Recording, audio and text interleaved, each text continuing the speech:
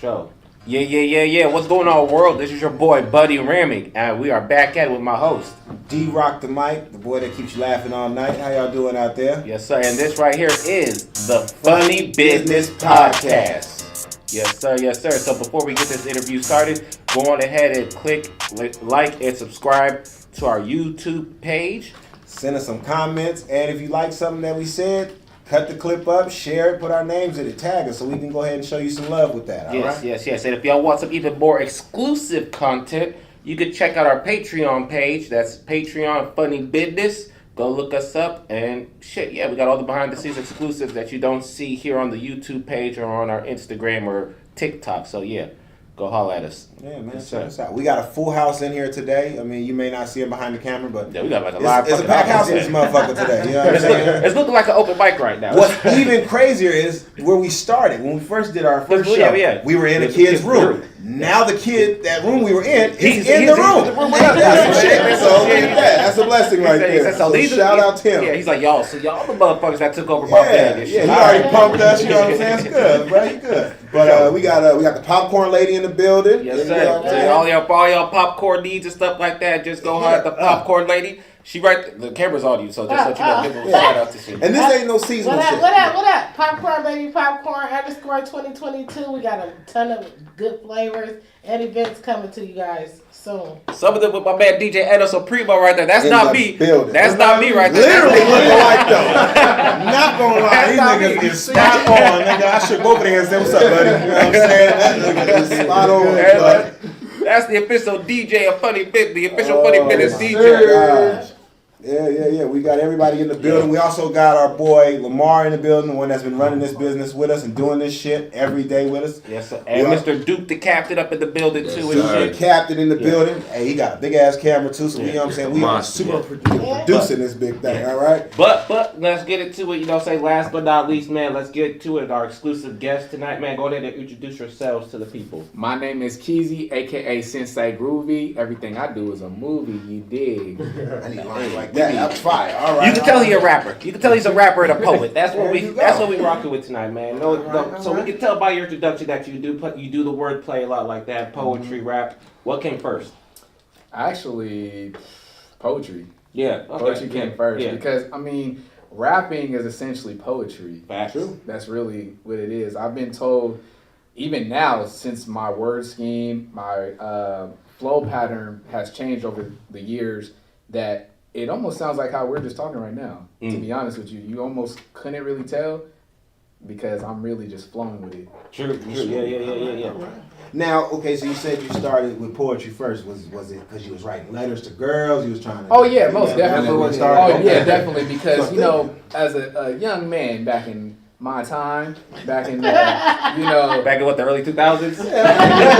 Hey, he said back 8 months ago. We ain't gonna put brother's age out. Let him play. He older, bro. Hey, look, this is what y'all need to know.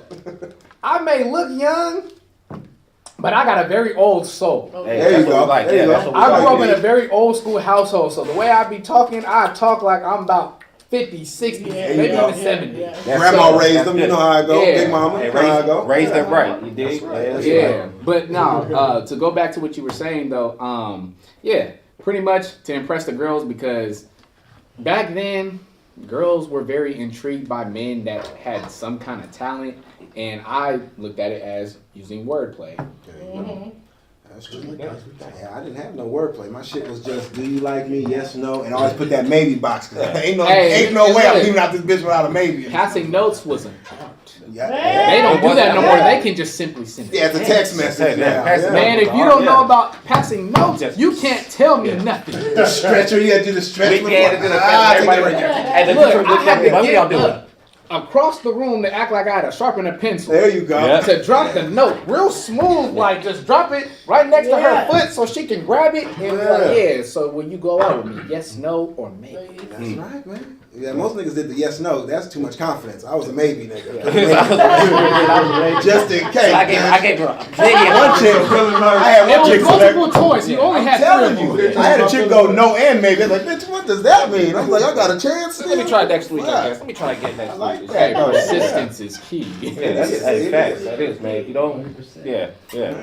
So okay, you do poetry, you rap. Have you ever done like rap battles, or has it always been just making just mainstream or just music in general outside of rap? The battles? main focus was just doing music, but back then, if anyone remembers those beef mixtapes, I know a lot of us probably do. Yeah. So yeah, it was like, all right, to really test your pen, you got to start talking shit. True. Start really trying to put words together and be like, oh yeah, this sounds fire. Woo, woo, woo. But realistically, battle rapping, not really my forte, not my cup of tea. But I got homies that also have their own rap battle league that's out here, Free Game Podcast. Shout outs to them. Shout outs to Free Game Rap Battle League. Might get them on a future episode. Yeah, for sure. I want a rap battle, nigga. Hit me up. I got They some started bars that for out it. here because it's really taken off because with URL, that's had a very long run in the game. Yeah, So I'm watching this. exactly. Shout outs to Smack because Caffeine, all that. all of that. They've But been that doing shit their costs thing. now, man. I ain't gonna lie. I'm used to Because YouTube. Nigga, because you gotta look at it. It's became like a new phenomenon to the world. True. That like It's grown. battle rap was more so to the streets. Like we knew about it because it was a part of our culture. It's a part of rap. It's a part of hip hop. But now that the times have changed, we have social media. We have cameras, high quality cameras, to where now you can record these battles live, and they're becoming very live events where you gotta buy a ticket. Yeah. It's not just like we just spread Like the a word versus. around. No, we talk about they have a facility, whatever they're hosting it at, and you buying a ticket, and people are coming out like it's a full blown concert. Yeah, that's true. But at the end of the day, they are performers though. Yeah, Yeah. they making Yeah. it They're work. putting on a show. Put on, perform, entertaining people. That's what it's all about. This shit, right? Mm-hmm. So let's get into. I checked out your website. You're the CEO of the Groovy Tribe. Yes, Groovy Yeah. Tribe. Speak on that for a little bit. So Groovy Tribe started through a conversation I had with my sister. I had a whole different name for my clothing. I don't even remember it now because it was just like I threw that away. Out, yeah. But I said tribe because for me personally, as far as melanated people, knowing your roots, knowing from where you come from, because that's really powerful. It puts you on kind of a different path, and it changes your mindset because when you know where you come from, You know where you're going. you know where you're really going. If you have no knowledge of self, you're gonna be pretty much a lost soul. Yeah, But- follow any trend. Exactly. And then, coming from an old school household, like I said before, she said groovy, and I was like, ooh. Put the words together, and I was like, Groovy Tribe. And with a fresh idea, a new thought, you gotta say it to yourself a couple of times because it'd be like, Stick. okay, yeah, that's stick. I like that, That was and good, it that just, was good. stuck from there really. And it's still a brand that I'm still building. I'm actually going on my 3rd year now in Oh, yeah, business. congratulations So on that. thank you, I Yeah. appreciate it, man. In business, I mean, it's not easy because obviously a lot of people are scared to even try to start a business. Yeah. But at the same time, let's be honest here. It goes back to what I said earlier about social media. In this time that we're living in, the digital age, it is easy because even children can make 6 figures, and we're grown ass people. We're not even touching that kind of money, but they're over here making content about toys or whatever the things that kids like now these days. They are literally making 6 figures off of it. True. Children We they haven't used to even been on last- Earth long enough. We was They the don't last even of know that taxes. generation. We was that last of that generation to where like the people before us, they was all like, don't do social media, don't do that, don't do that. Yeah. They're part of something where everybody's like for it. We kind of like we was kind of stuck with we listened to our elders and then they was all like. Fuck that. But at do the it, same don't do it. time, But- look at it like this. But it was a blessing though because you see how dangerous it is and shit too. True. There's always pros and cons to it. There's always like the good side and the bad side, but it depends on what you're focusing on. Yep. But I was gonna say, if you look at video games, of course you like playing video games. Who didn't? You got the Sega, you got the Nintendo 64, all of that back in the day. Yep. So they would tell us like, oh, get off that game, yada yada yada. But you can make money off of playing a video game now. You get scholarships to college. Scholarships. for that shit They now. have leagues for that. I didn't People know be that. yeah. You I making can't bread, they got leagues, it's crazy now. But it just goes to show you that in the time that we're living in, it's so much innovation. Yeah. Stuff is constantly changing fast at a very rapid pace. Because especially with the internet, when the internet was first created, obviously by black men. Yep. Don't give us that credit. Give us that Don't credit. get it twisted Don't now. We come from greatness. Yeah. But Yeah, so once that was created, right, we got the world at your fingertips now. Because who would have ever thought you got this old school house phone, landline. So let me just take this with me. But now you got a camera. Got a camera. Now it's touch screen. Now who would have it's a ever thought calculator. that? Yeah, that Calculator was and all. everything. True. So You started off with them big block phones, so nobody ever thought it was A ever suitcase gonna with get the this suitcase. look with the antenna on it, like, hey man, Motherfucker, you yeah, I'm about to still pull be up. huge. Yeah. But now, like I said, Beepers.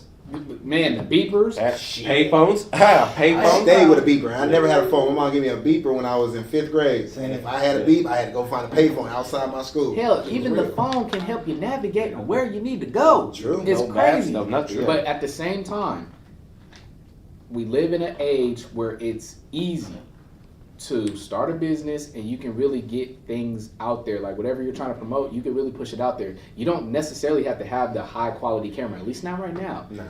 The That's real awesome. game is consistency. Mm-hmm. When it comes to content, consistency is key. Good. Because over time you're gonna get better, you're gonna learn new skills, and then when you get your money up, you know, you may be able to invest into like whatever startup camera you have, and then kind of go from there. But you're building a brand around it, whatever you're doing, and if you having a return on your investment, now you can get all the high quality stuff that you always dreamed of. But at the end of the day, it comes down to consistency. In the day and age we live in, it is easy to do. True. We have everything at our fingertips, literally. Yeah. Your phone can do it all. You can make money off your phone. You don't Yeah. even need to clock in at a job. That's how crazy the times that we live in now. Yeah, I feel that. Well, let's pivot back to your music now. What would you say your true meaning behind your songs and the music that you make? What's your meaning behind it? It's just the overall human experience. Because some of the songs that I create are not always about me. It's also about people around me. People that have told me secrets, told me certain things that they never told no one else. Yeah. Or they didn't know how to express it, even though they told to me, but I found a way to utilize what they told me and put it into poetic words, I guess you can say, on a beat, and bam, there you go. Because at the same time, we're human, right? Yeah. Like, I'm not gonna downplay no one that makes music, because even though everybody and their mama and their cousin next door never think they can do music, but hey, that's just me, not everybody can do it. But I'm speaking on the human experience, especially for me as a black man, because like I said earlier, I wasn't raised in the hood. I was raised around the hood, so I'm not getting goofy. So I have the best of both worlds, of academia and street smarts at the same time. So I just speak on where I come from and from my experiences and others around me. Kind of like Kendrick Lamar type thing. Basically, yeah. Okay. That's pretty good. All right. Now, so you have that. Now, would you say your music that you make is more or less for you and people just, they embrace it, they listen to it, or is it music that you make for the people? Yeah, It's the best of both worlds. Okay. Because like me, when I write my music, it's always off of a mood. Because even when I listen to beats, like it has a certain tone to it. Okay. So if the beat has like a, how would I explain? If a beat like says, I said earlier, that song that I have that's not released, it's on my upcoming album, New Kid on the Block, you dig? It's called Hood Politics. It has a very West Coast bounce to it. Because it's paying homage, I'm from the West Coast. Definitely. And I have a lot of West Coast influences from Snoop, Pac, NWA, many of the greats that are either still alive, still doing their thing right now. I mean, from that to I might do something that's more soft, like R&B. And I love R&B music. I grew up listening to R&B and soul music and blues and jazz. So there's a lot of combinations when it comes to me writing my music.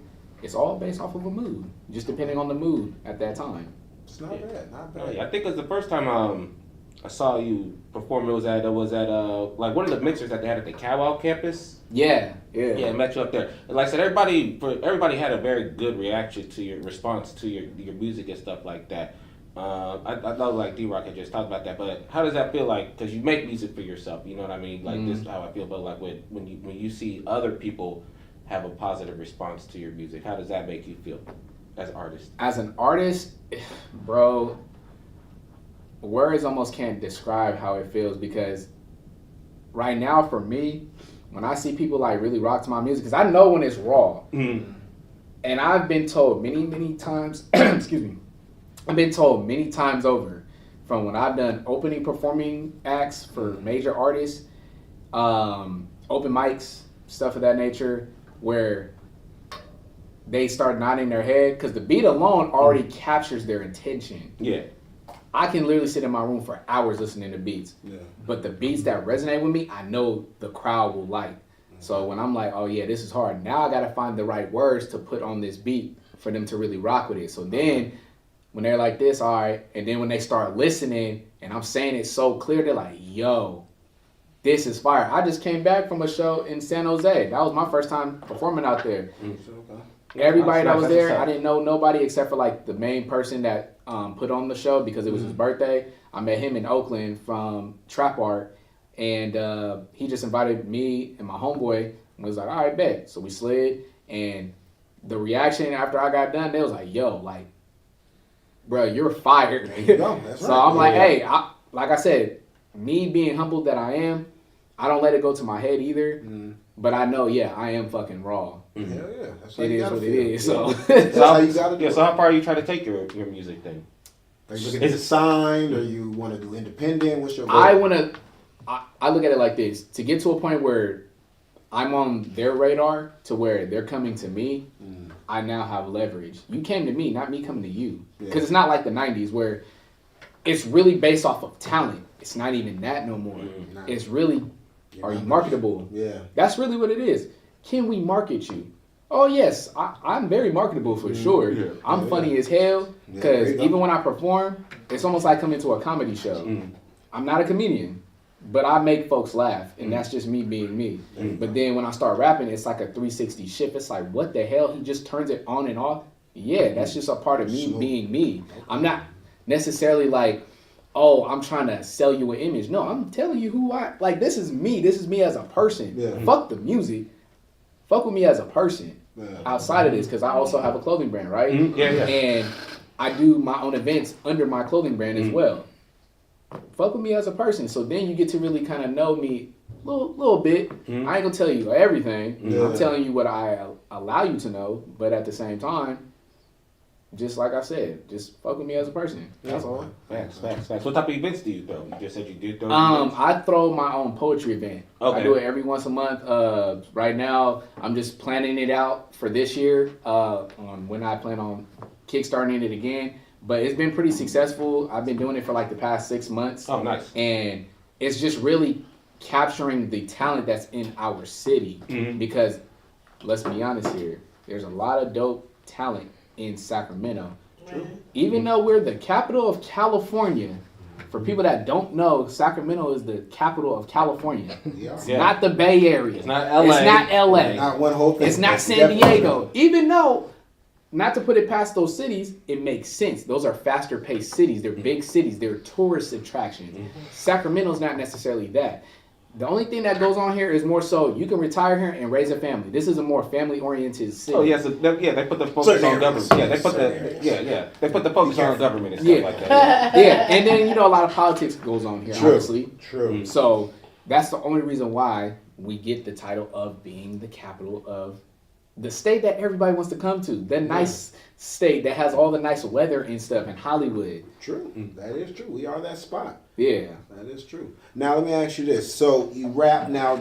Are you also do you produce? Do you make beats? Do you work with other artists? Do you write for other artists? No, but I have been approached about like songwriting and stuff, which is dope because it just helps me test my pen game that much more because it's like a lot of great artists that have been doing their thing. We talking about probably like 20 plus years, if that, that are doing many things from producing, songwriting for many other artists that probably people didn't even know they were songwriting for. I mean, that's really where the bag is at too. But for me personally, I just rap. That's just what it is. I don't produce, but if I had the equipment, I probably would play around with it just because I have the equipment and I have an ear for stuff. So yeah. That's a good. That's good. You say you don't collab? You haven't collaborated, or you just? No, I do collaborate with okay. other artists though. As far as that aspect goes, like if I listen to your music, I listen to your voice and I listen to your sound. So for me, it takes a while for me to actually to find the right beat that complements both of our styles. Mm, Because yeah. me personally, like, I'm really dissecting how you sound, your flow pattern on different beats, what kind of beats you like, and your tone of voice. Mm. As opposed to me, I'm very versatile. But if I can find something that complements both of us, it's a win-win situation. Because when you look at it like this, we do it every day. When we listen to other artists, you hear somebody on the song of your favorite artist and you don't know who they are, but they gas the verse. You're like, who is this? And what are you going to do? You're going to research them. Because as soon as you look at their name, all right, I need to go find out what more their stuff I can find. Mm. That's how I look at it for me. So it has to be, you know, a win-win situation for both parties. Okay, yeah, facts. That makes sense. That makes total sense. You just don't want somebody capitalizing off of you. You just don't want to capitalize. It's got to be a collaboration. It's got to be a collaboration on this. Because, I mean, how I look at it, if, or when, not even if, but when artists start to approach me for more collabs, just know I plan on gassing the verse and I'm going to outdo you on your own song. Love the confidence. Love the confidence. That's how you should feel. Fuck yeah, that's how you should feel. I want to Where make you it did, I gotta go back to again. that. That's how it was, because that's how it was like this year, like even with comedy, I was like, I don't give a fuck if I'm biting the bullet or if I go last, nigga, you don't want to fucking follow Fucking somebody me. up. That's Yeah. right. That's real. Yeah. That's true. Yeah. That's how you're supposed to do it. Now that's good. That's how you really get discovered. At the end of the day, I want you to damn near go back to the studio like, damn, this fool done outdid me on my own song. I gotta rewrite this. That's but what that you makes the song probably even better because Yeah, now, yeah. whatever Yeah. it sounded like before, now you made it like, nah, I gotta rewrite this. Elevate it. Yeah. That's real. That's real. But at the same time, I mean, there's only a certain amount of people that really still listen to bars like that, as opposed to they just like, oh yeah, this got a nice little bounce Yeah. to it. Like I like Yeah. this song. Mhm. That's cool. But I'ma still give you some bars at the same time. Yeah. Yeah. Yeah, how do you feel about that? Because music, like, that's the one thing I guess I've noticed that how music, especially with rap music, has changed. Like, cause like early 2000s, like, you know, late 90s, it was all about, you know, bars and, you know, storytelling and stuff like that. But then as you got later into like this millennium, like 2010s, 2015s, it started becoming more about like the producer. It's gonna become more about the producer. They just wanted a beat that we could dance to and shit, not necessarily lyrics. With you being a lyricist and stuff like that, how you feel about that? It's a hate and love kind of thing because I look at it like this: you have to kind of adjust to the times. Mm. One of my favorite artists is Kendrick Lamar. Mm. So when I started listening to how, actually between him and J. Cole, they're both my top two favorite artists. When J. Cole dropped the album K.O.D., his flow pattern switched. Mm. The beat selection, because people that don't know, he also produces, but even the beats. But he's still gassing though. He's mimicked the modern flow pattern, but still able to drop bars at the same time. So you have to adjust to the times. You can still drop bars. You just have to adopt whatever the flow pattern sounds like. He was now. speaking to that generation and shit. So it's, yeah, Exactly. That's how I look at it. Like I said, it's that love-hate relationship though. Okay. Well, we're getting ready to wrap up. So let me ask you this before we go. Who is your Mount Rushmore? Who's the 4 people? They can be people that you want to work with in the future. They can be alive or dead. Who are your 4 people that like you? really, Yeah. them your niggas? Yeah, the like people I work we're on a collaboration track. Damn. Each go first. Each gonna spin a hot 16 with you. What thing is get in the booth and spin a hot 16 with you? Oh my gosh. That's a hard one because there's so many artists, even the ones that don't get like really Big recognition. Yeah. 3 stacks. Man. Hey, no, he's spinning right there though. He is. Andre 3000 for sure because you know if he feels inspired to really like get on a track, that's speaking a lot of volumes on the kind of person that you are for him to even do it. Yeah. Because he said it in a recent, like, I think it was for Supreme or something, whatever. He was saying that basically the reason why you don't hear him doing music is because he doesn't have that inspiration like he used to. Yeah. So that's true. yeah, but Andre 3000 would definitely be one of them. And I have to shout out to my cousin because only a few people know this, but my cousin Snoop. Okay. There you go. Yeah, All right. blood family. Just dope. because he's been in the game for so long, and I actually look up to him a lot because the man is legendary. He's still relevant to this day. People that are new artists still want to do stuff with him. Snoop Dogg is the most popular. Influential, everything. No, Snoop Dogg is the most popular rapper ever. Like, you know, like, it may be the highest selling one, you know, Jay-Z may have grossed the most money or whatever, but when you talk about just, like, popularity, like, if people, you could go anywhere in the world, the motherfuckers is gonna know who the fuck Snoop Dogg is. Exactly. Nigga got commercials in every different language. Nigga, he's done a commercial for every country. I'm like, Exactly. In countries that he used to be banned from, they're like, nah, nigga, come on back, you can do it again. I'm like, nigga. Come on over to Norway, nigga. But yeah, Snoop is definitely inspiration. I mean, shit, I want to be like him. I want to be able to smoke anywhere I go. That's been like my goal in life. Like, I walk in there like, you want to smoke? Hell yeah, nigga, let me get that. I need my ass just walk up to the motherfucker with the blunt in my hand. Like, that's my goal. Yeah, you know? but yeah, him, Snoop, Andre 3000. I would say Kendrick Lamar for sure. Okay. That's hard for you.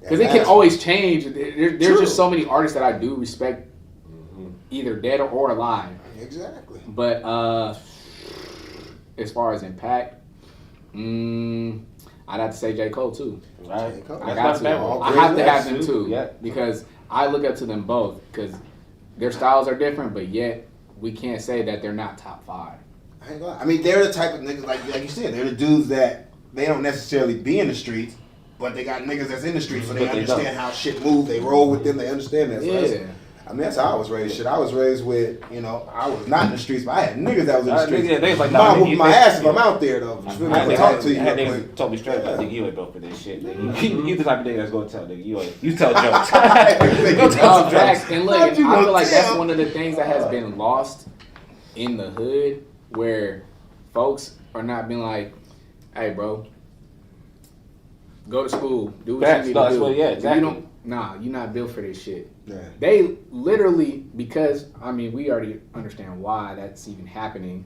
is because they're taking certain individuals that are really powerful people, I guess you could say, in their own way, in the hood, to where now you have fatherless homes, and you have these knuckleheads running around that have no sense of guidance, and then they're going to inspire the next generation, and then now look what you have.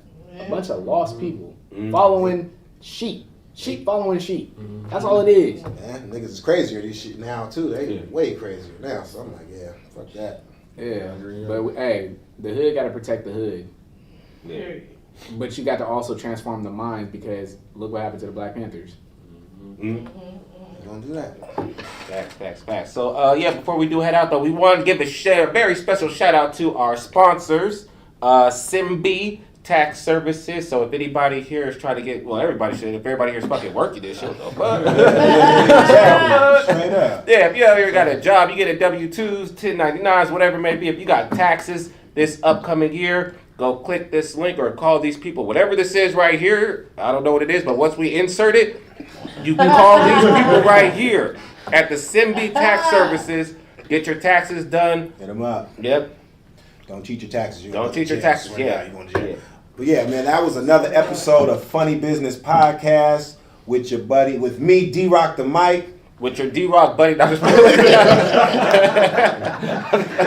you can see, we here. We high. Yeah, with your boy Buddy Rare, big, you know what I'm saying? And we had our guest today, Kxezy, coming in and giving us a little bit of game about the rap game. Yes, we sir. appreciate you, my brother. Oh yeah, no, it's a blessing to even be here. Like, Yeah. I'm not on no Hollywood shit, so thank y'all for having me. For real. Yeah, Everybody here blessed, man. We survived the fucking storm, y'all. It is. Yeah, we are alive. We are alive. Y'all know. I made it. This is a flood. This is a flood for California. This is a very bougie flood. Like we got 3 inches of rain and shit, nigga, but we talk about we drowned it.